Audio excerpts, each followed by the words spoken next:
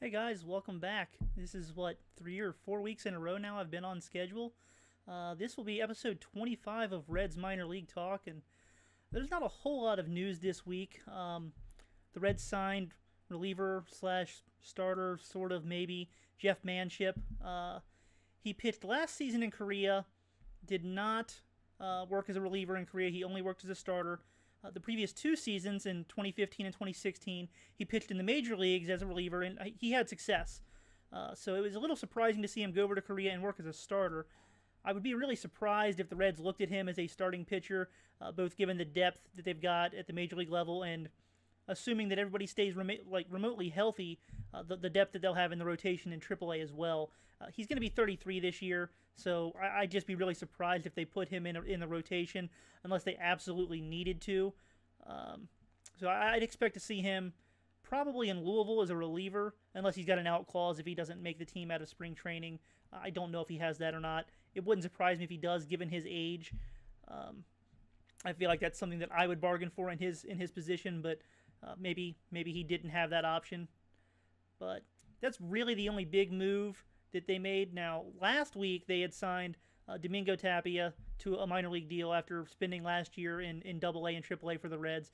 But it actually came out that he got a spring training invite to big league camp this year too. So look for him as well. But that's pretty much it as far as the minor league news goes this week. Not a whole lot going on out there, at least as far as it goes with the Reds. Now, one thing that did come out this week that it's not entirely Reds related, but it sort of is. Now, while I clearly believe that my prospect rankings are the best, every year I order the Baseball America handbook, and it came in yesterday. I'm really excited about that. C. Trent Rosecrans, formerly of the Cincinnati Enquirer, the Cincinnati Post, he's worked all over the place covering the Reds. He actually did the Reds top 30 this year for Baseball America, taking over J.J. Cooper. I read through it. There's a lot of good information in there. We disagree outside of the top 10 in terms of the placement of the guys, but I think that generally speaking, we're kind of on the same level as far as, where guys are at in a given range. There's a few guys that he's much higher on than I am, and vice versa, and that's going to happen. I mean, depending on, one, who you talk to in the scouting world, in the coaching world, you're going to get varying opinions on, different guys. But what I personally use the book for more is scouting or pre-scouting other teams' players when I go to minor league games. Kind of just get a better feel of maybe guys I need to pay attention to, particularly in, say, batting practice or infield practice before the games, just to kind of get a better, longer look at some of these guys than some of the other guys. But it's probably the best $35 that I spend every year. Now, that may not apply to everybody. My job is much different. I do use this for my job, but if you're a guy or gal out there who goes to plenty of minor league baseball games, I highly recommend picking up that Baseball America handbook. It just came out. There's 900 scouting reports in there, and they've got the top 30 guys for each organization. So it's very, very useful if that's something that you enjoy looking at. And when you go to games, you'll have a better idea of, who the top guys are for not only the Reds, but for the other teams that they're playing. Now, as I noted, there's not a lot of minor league news going on. So I reached out on Twitter to see if any of you guys had questions. I really enjoy the question and answer kind of thing that I do on these recordings. So, I thought I'd reach out and see if anybody had any questions. And, well, we can hit up Twitter right now and we will see what we've got. And I'll just go through them and hopefully it'll make for a nice little fun episode here. So let me bring this up and we will see what we've got. Okay, so that's my initial outreach for things. And of course, Phil, friend of mine, he wants to know if Jesse Winker is a prospect or not, or rookie or not. And that's because Keith Law of ESPN did not include Jesse Winker on his top 100 prospect list because he claimed that Jesse Winker was not a rookie. Now, everybody else seemed to think he was a rookie because generally the rookie guidelines are for the next year, if you have not had 130 Major League at-bats, which Jesse Winker does not, he's a couple short, and you haven't spent 45 days on the active 25-man roster. Now, we need to remember, September, the roster expands to 40. So time does not count on the big league roster for rookie eligibility.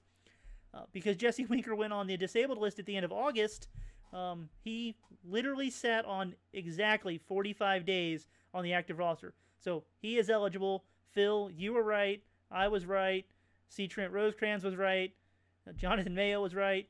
Keith Law was wrong, even though he blocked you when you provided him plenty of evidence that he was wrong, and he just didn't want to accept it. You're welcome, Phil. Okay, so what do we got next? Brad. Not exactly a baseball question, Brad, but I'll take it. I'm a big hamburger pizza guy. It's not exactly the healthiest choices that I make in my life, but I do enjoy a good burger, and I really, really like pizza. My favorite place to eat, I'm not going to lie, it's La Rosa's. If you're not from the Cincinnati area, you probably don't know what it is, but it's a larger chain pizza restaurant based out of Cincinnati, and they've got a few locations outside of the greater Cincinnati area, but I think the furthest one away is in Columbus, Ohio. So it's pretty local, but their pizza sauce is the best, and it really is one of those things where either you love it or you don't like it at all. But I love it. I just love it. They've got great calzones. I love their pizzas. That's my favorite place to go. Burgers. I love BurgerFi downtown. I love Five Guys Burgers. I love Mad Mike's Burgers. There's a lot of people out there that, they've got their individual restaurants in Cincinnati. Terry's Turf. They've got great burgers. I'm drawing a blank on some other places. So we need 5. So I'll throw out one more pizza place. I love Dewey's. I love Dewey's Pizza. So there's my 5, Brad. I'm sure there's probably 5 places that I'll think of as soon as I start scrolling. But those are my 5 places, and you guys can tell me how much of an idiot I am once this gets published. But but food's one of those things. It's what you like. So that's what I like. If I'm an idiot for it, that's fine. I can accept that. All right. Sam, who would you tab as the season's breakout prospect a la Jose Siri? Now, if you've followed my work for a while now, you'll remember that last season in spring training, I was raving about what I saw from Jose Siri out in Goodyear. I mean, every time I saw him swing the bat, he was just crushing the ball. I mean, he looked like a different guy. He was laying off of pitches that in 2016 he would have swung out of his shoes at. And I mean, he looked different. He was just a completely different player, and I really, really liked what I saw. So I feel very good about how I pegged that one. But again, it's one of those things I really don't want to go out and say too much before spring training, because I really do like to see these guys in spring training and see the differences that the improvements that they've made in the off season. Another guy that I saw last year was Mariel Bautista. He was a teenager who spent time in Goodyear last year with the Arizona League Reds. He hit over 300. He showed good tools, and then he was another one of those guys that he really stood out to me in spring training. I'd never seen him before, unlike Jose Siri, who I had seen in 2016 in Dayton for a brief period of time. But if I had to pick somebody right now based on what I saw this year, I would say probably Tony Santillan. I mean, the stuff is just off the charts good. I mean, he's a guy with, plus fastball when he's on his game, plus changeup, good breaking ball. The problem with Tony Santillan, it's not really a problem necessarily. I don't want to say it like, it's a big issue, but it's just finding that consistency. When he's at his best, he's untouchable. And, some days he's not quite at that same level. If he can make the same kind of steps he took from 2016 to 2017, again in 2017 to 2018, I mean, he could be a guy that could go from being outside the top 100 prospects in baseball to being a top 45 guy. I mean, there are some guys, there's a handful of guys that have better pure raw stuff in the minor leagues than him, but there's not many. And I think that if he can find that consistency, look out. He's a guy that could just skyrocket through the system. So that's the guy I'd peg right now as far as the pitchers go. If we're going to lean on hitters, that's a bit of a tougher one. It wouldn't surprise me if a guy like Jeter Downs really put together a good season. I've heard a lot of really good things about Jose Garcia as well. He doesn't really have a track record in professional baseball after the Reds signed him last year. There were some things going on with his paperwork and getting all of that straightened out that it kept him from really getting into games last year. But the Reds are really high on him. I've talked to some other people outside of the organization who they've got some really good things to say. So I'd probably lean on one of those two guys right now, but I'll be in Goodyear, I guess, somewhere between the second and third week of March. So after I see the guys play a little bit more in spring training, I'll definitely write an article about that.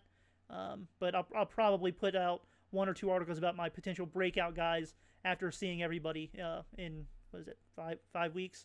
So just be sure to check back for that. But those are my picks for right now based off of what I saw and heard from last season. And Michael Parker actually has 2 in a row. So we'll start with this one here on the bottom because these are they're in backwards chronological order. The ones that have been received most recently are at the top, so I'm going backwards here. So really interested in what the top 3 to 5 storylines may be for not only spring training but more for things in minor league camp this year. Who needs a bounce back year? Okay, we'll start off with the bounce back year. I think that it's a really big year for Aristides Aquino. 2 years ago, he was the Reds minor league hitter of the year. He tore through Daytona in the Florida State League, showing off big-time power. He had a good average. He took strides forward in his plate discipline. Now, there were still some concerns there, but it was definitely a big step forward from where he was in 2015. He went to Double-A last year, and the power was still there. I mean, he's still showing off that big-time, 30 home run power in Double-A. But the rest of the offense did not come with it. More advanced pitchers were able to exploit the over-aggressiveness, I guess, if you want to call it that. Maybe a little bit of pitch recognition issues that he still has. But he's not getting any younger. And there are some really good outfielders coming up behind him, ones that are better defensively than he is, because most of them are center fielders who, there's only one person who can play center field every day. Now, who that is between these guys, we don't really know yet, but at some point, one of those guys is going to come up and take over center field, which is going to push some of these other quality prospects to the corners. If Aristides Aquino doesn't reestablish himself, he may be looking on the outside in probably within the next year and a half. So I think that it's a big year for him. Another guy is Alfredo Rodriguez. The guy can play defense with the best of them. I really do believe that. He's a very, very, very good defender. But he's got to hit. You can't be a sub 600 OPS bat in the minor leagues and realistically expect to put that guy in the major leagues, even as a backup glove only guy. There is a level that you have to be able to hit at, even to be a glove only guy in the major leagues, because at some point you are going to get 150 plate appearances throughout the year. It's going to happen for almost anybody on the roster. So he's got to take a step forward with the bat this year. I think we're going to see him in Double-A Pensacola playing shortstop pretty much every day. And while the Southern League is easier to hit in than the Florida State League, the pitchers are better there too. So he's taking a step up in competition. And while the confines of the ballparks are going to be better, the competition level is going to kind of take some of that away. So I think that it's a big year for him. He's going to be 24 years old in Double-A, and he's never really hit anywhere. He didn't hit in Cuba. He didn't hit in the Dominican Summer League. He did not hit last year in the Florida State League. So he's got to show some signs of life. I would just be really surprised if he continued to not hit at all and he turned into a major leaguer, no matter how good that glove actually is. Who can jump up the rankings the quickest? Yeah, I touched on Tony Santillan in the last question. I think he's a guy that could do that. Jeter Downs, Jose Garcia, some of these center fielder types. Maybe a guy like Stuart Fairchild. He ranked outside the top 10 for both me and Trent in the Baseball America rankings. But he's got a pedigree. He's a high second round draft pick. There's lots of tools there. If he goes to Dayton or Daytona, because I'm not sure exactly where he'll go, I'd imagine he'll be in Dayton at least to start the year.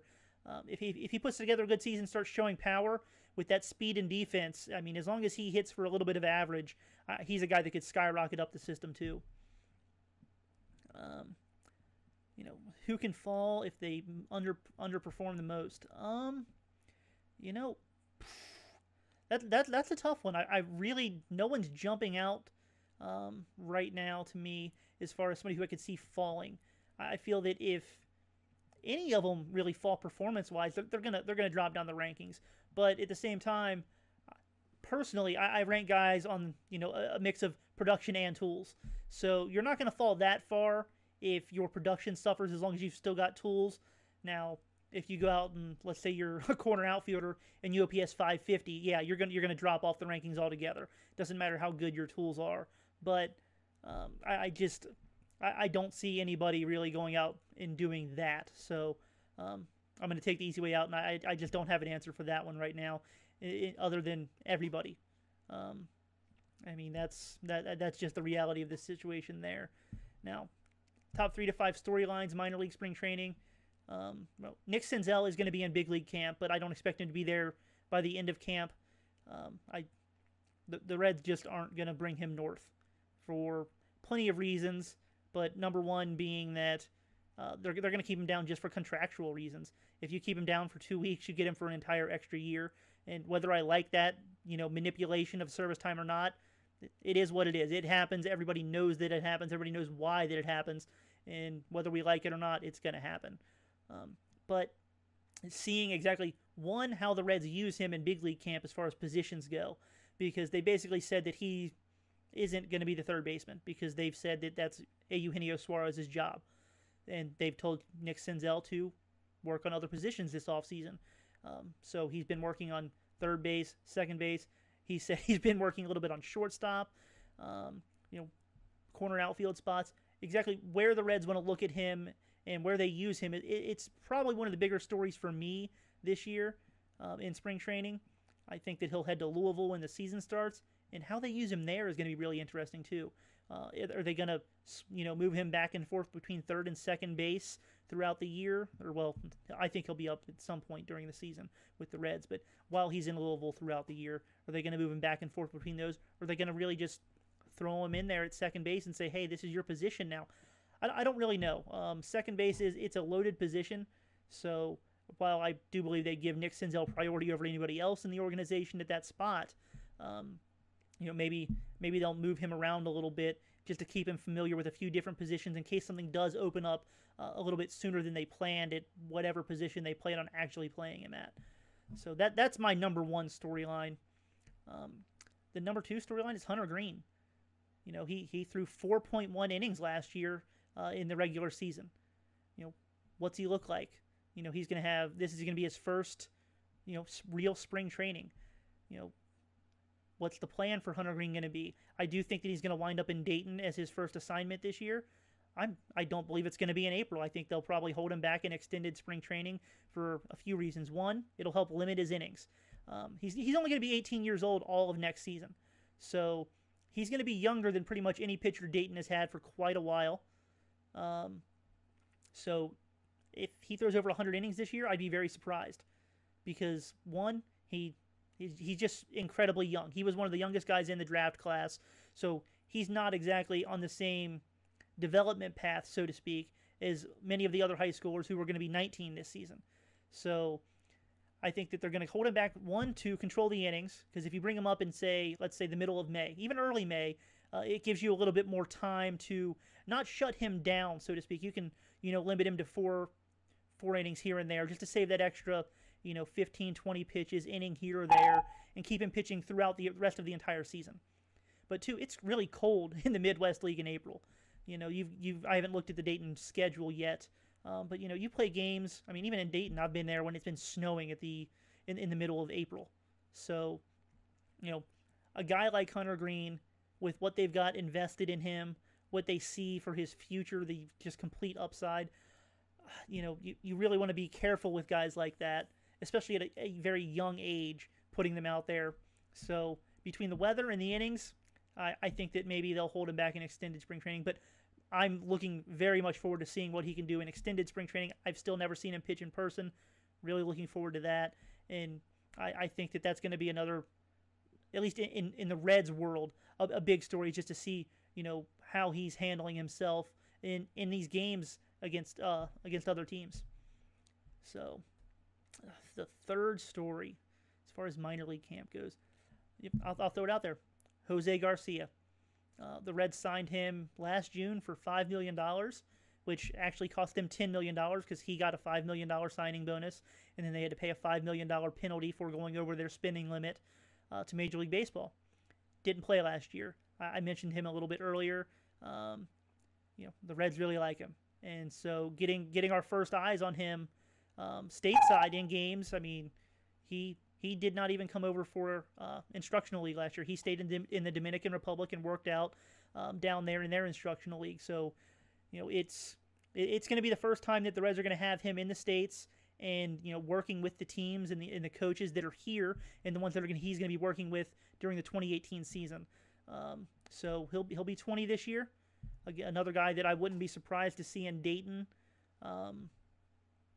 So yeah, that's my top three stories for minor league spring training kind of stuff. So, all right, that was a good one, Michael. I really enjoyed that. Let's see, what else do we got here?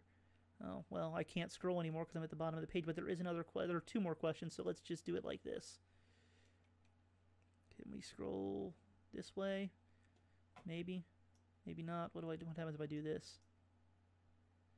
No, I don't know what I just did. I just broke it. Can we make this? Okay, well, it's not showing the whole thing, and that's really... There we go. Okay. Yeah, sorry about that. New software. I'm trying to get it figured out, so it's a work in progress. I'll try and improve for the next time I do one of these. But who are the top 5 targets the Reds should have for locking up players for contracts, and what kind of contracts do you think those should be? I'm not sure that I'd really look at extending anybody right now. I think that it would be too expensive to try and lock up Eugenio Suarez right now.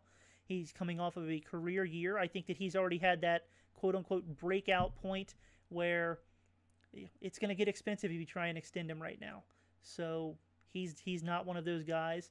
I don't think that Scott Schebler or Adam Duvall kind of fit that, we need to extend this guy kind of mold. Jesse Winker, he hasn't really proven enough at the major league level right now for me to want to extend him. You've still got him under team control for 6 years. I mean, other than locking up the arbitration years at a set cost, you're not really gaining anything. So, I pass on that. Pitchers get hurt way too often to try and lock anybody up right now. I mean, you've got, in your rotation, Homer Bailey, you're not going to lock him up any further than he is right now. DeSclafani and Finnegan are both coming off of injuries. You don't know how they're going to perform. And you've got both of them locked up for several more years anyways. And then you've got all of the young guys. Luis Castillo and Sal Romano both threw just over 80 innings last year. I mean, that's the entirety of their major league careers. And while I think that both of those guys are quality major league pitchers, and I think both of them have a good chance to stick around for quite a while in the rotation, pitchers get hurt. Well, I mean, I hate it. I hate to have to say it, but we all know that they get hurt. They miss big chunks of time. Making commitments like that to pitchers, especially ones you've got under team control for the next six years, I mean, I don't know, that's too risky for me. I just don't think there's anybody right now that I'd be looking at and saying, this is the guy that I want to lock up long term right now. With most of the guys that have that upside, you already control them for 4, 5, 6 years. Suarez is the only guy that doesn't really fall into that category, and I'm just concerned that he would be too expensive to get a quote-unquote good deal for the Reds on right now. Now, if they can sign him to not that I think that he would get more money than Tucker Barnhart did, but if you can sign him to a team-friendly deal like they did with Barnhart, which, again, I've said it before and I'll say it again, I cannot believe how good of a deal that is for the Reds. I think that Tucker's being massively underpaid for his services for the next 4 years, but unless you can get a team-friendly deal like that, like if let's just throw out a number here. If you could get Suarez to sign for the next 4 years, and granted, he's under team control for the next 3, so you'd only be buying out 1 year of free agency with this deal. But if you could get him for 4 years and say, I don't know, $33 million, yeah, I'd do that. but I don't think that would be nearly enough. I think that he would probably want something like $18 or $19 million just for that first year of free agency that he'd be giving up, and then you're probably going to have to pay him what? They got him for just under 4 this year, so let's just say 4, 8, and 12 over the next 3 years before you get to that free agency year that you'd be buying out. It's tough to make sense of that one for me. So, yeah, I'm just not sure that I'd pick anybody up on an extension right now. All right, now let's see. We'll go back down here. Still can't scroll far enough. All right, we've got 3 more questions. Okay, so will Stevenson and Reed start the season in the minors? Now, Lumpy, I'm just going to assume that predictive text got you on that one because you spelled Stevenson wrong. He uses a PH and not a V, but I'll give you the benefit of the doubt on that one. I think that Cody Reed is going to start in the minor leagues. When you look at the rotation, he's what, 12th on the depth chart right now. He would have to have just an incredible spring training, and so many other guys would have to have really bad spring trainings for him to get into the rotation. Likewise, with the bullpen, I think that he's just pretty far down the depth chart right now, given how the last season and a half have played out for him. He's taken a real step backwards in terms of what he's been able to do on the mound. You can still see the stuff, but just the execution has not been there for Cody Reed. So with how the Reds bullpen looks right now, it seems like they've only got 1 or 2 open spots, maybe 3, depending on exactly what happens with Michael Lorenzen in the rotation, although I believe the Reds are just paying some lip service to Lorenzen and telling him that he can work as a starter at the start of spring training and see where it goes from there. I think they don't really have any plans to do that. I think they're just trying to, give him a shot because he wants to do that, and they want to keep him around and happy. But so I just think it'd be a very tough bet to say that Cody Reed could be in the major leagues at the start of the year. Now, Robert Stevenson, on the other hand, I think that it's that number 5 spot, at least heading into spring training, it's between him and Sal Romano. I think if one of those 2 guys has a good spring training, it's going to go to one of them. They showed in the second half last year that both of them that they can be quality major league pitchers. Now, Stevenson is going to need to cut down on the walk rate. Even though he had a good ERA as a starter last year, his walk rate was still over 5 batters per 9 innings, and you're really going to have a problem staying successful in the long term with a walk rate that high as a starting pitcher. That's just going to lead to too many base runners that'll come around on you. So he's going to need to cut down on that, but I think there's a decent chance that he could win the number 5 spot, and if he doesn't, it wouldn't shock me if they put him in the bullpen. Now, I'm not saying that they will. I'm not even saying that it's likely, but I think there's a better than 0% chance that he could wind up in the bullpen if he doesn't win that number 5 spot in the rotation. So, all right, let's see. What's the next one? All right. Like I said, guys, I'm still learning on this one. Looks like Michael got in one more, so we'll hit up this one and then be done with that. Let's zoom out a little bit. Okay, so I really had to way zoom out on that one. It won't let me scroll any further, but so saw the Zip player projections for 2018. They had Dilson Herrera going 242 with 13 home runs and 49 RBI. The over-under that he beats that. I'm going to take the under on the home runs and RBI because I'm not sure he's going to get enough playing time to do that. Assuming his shoulder is healthy and they find him somewhat consistent playing time, and I don't think he's going to get many starts necessarily, but if they can, get him, pinch hitting appearance, every other day and a start once or twice a week, I think that he's got the talent that he could hit much better than 240. He's always hit better than that. But when you have guys that have never really been in that bench role, coming into that bench role, you don't really know how they're going to react. You don't know how they're going to adjust to the complete lack of consistent playing time until they actually get out there and show what they can do. So that's a tough one, but I do think he's a better hitter than that. But I'll take the under on the home runs and RBI just because I don't think the playing time is going to be there for him. Jesse Winker, 268, 12, and 50. I definitely disagree with that.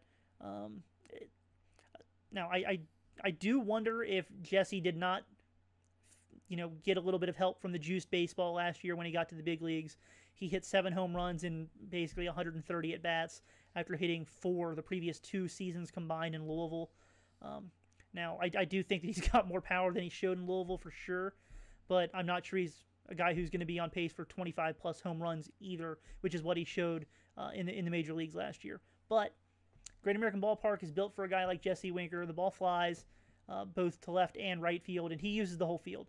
So I think that the ballpark does benefit a guy like him. If he gets 450 at bats, I think that 12 home runs is going to be on the absolute low end for him. I think he's a better than 268 hitter. I'm not sure he's going to hit 297 like he did last year, but I'd set the over/under at 280 if I were trying to set a betting line, so to speak, for that. And then RBI, who knows? If he winds up hitting leadoff, he might not get 50 RBI. If he ends up batting 6th, he probably will. RBI it's one of those things that I don't pay attention to because it's all a function of lineup. Well, not all of it, but a majority of it is a function of lineup. If you hit directly behind Joey Votto, you don't have to hit much to get a lot of RBI because he's always going to be on base for you. If you hit behind, I don't know, Tucker Barnhart, Tucker, no offense if you're listening, but one of the slower players on the team, and he doesn't hit for too many extra bases. He gets on base. He gets on base a lot, but he's going to be on first base a lot. So you're going to have a lot of extra base hits to knock in Tucker versus, let's say, you're batting behind Eugenio Suarez, who's a little bit faster. He's going to be on second base quite a bit more often because he's got more power. So RBI is more of a function of the lineup than it is an actual skill set. So, over-under on that's tough to call just because you don't know where he's going to hit. Dick Williams has said he'd like a guy like Jesse Winker at the top of the lineup because he does get on base so much. But if Brian Price pencils him in at the number 6 or 7 spot, that's going to be a better opportunity for him to get RBI, but it's also going to get a fewer at-bats. So, I don't know. We'll see. But that's it for now, guys. I'm going to go ahead and close this window down because we don't need it. You can look at my awesome pictures back here. I'm backwards, but so thanks for listening in. I appreciate it. If you like what you saw, hit the subscribe button. More subscriptions, the better. I'll be in spring training in 5 weeks. I'll be uploading videos from then probably until November or December as I work my way through everything. But once the season gets rolling, these videos are going to be once a week, but there'll probably be 2 videos a week uploaded of, players. Oh, geez, between early in the season, it'll be more spring training, Dayton and Louisville, because those will be the teams that I'll be seeing. But once we get more towards the middle of the summer, I'll be making my trip to Florida. I'll be heading to the new team in Greenville to see them play. So, yeah, I'll have plenty of playing videos up of the guys throughout the season too. So, thanks for tuning in, and I will see you next week.